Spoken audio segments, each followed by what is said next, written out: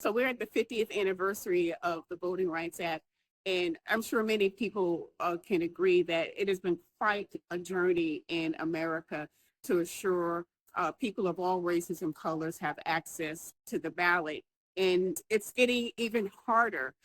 Being here in North Carolina, I've often said that North Carolina is ground zero for voter suppression tactics, whether it's through voter ID, whether it's through gerrymandering, or the bills that we consistently pass here in the North Carolina General Assembly.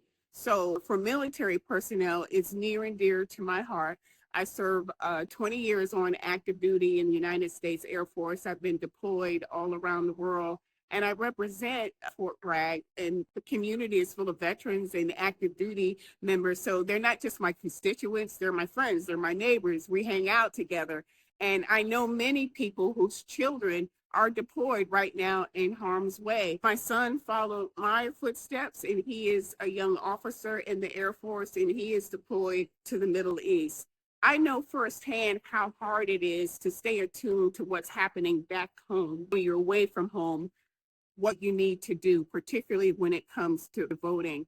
And I understand the situation. So my son has always voted. His first ballot he ever cast was for me when I was on the city council in Fayetteville. So, we're a family that votes. And I started thinking, how can I make this easier? Now, for someone who is an elected official, who's worked for nonprofit organizations, Democracy North Carolina, Advance Carolina, I'm really up to tune with voting requirements. I am confused, and I do this all day. So I spent my evening researching to make sure I can tell him exactly what he needs to do, because he doesn't have time to research this. And it's not just about my son.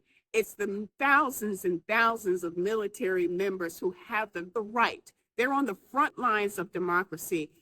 The least we can do is make it easier for them to vote. And if it's easier for our military members to vote on active duty, you've got to know that it'd be even easier for us at home who have access to the ballots, who are aware of the information that's going on. So I am passionate about it. I got a little emotional during the press conference we just had, because 2 members of Fort Bragg lost their lives. Their bodies just came home, and I will attend the funeral of Sergeant Quentin this weekend.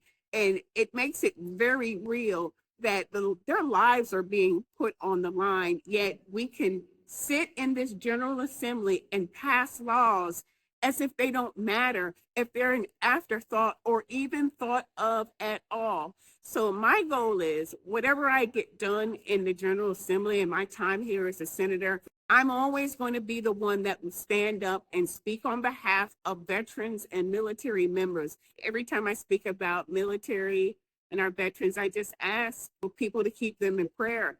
They're someone's daughter, son, mom, dad. These are like real people, not just military, and just pray for them and that we can get them all home safely.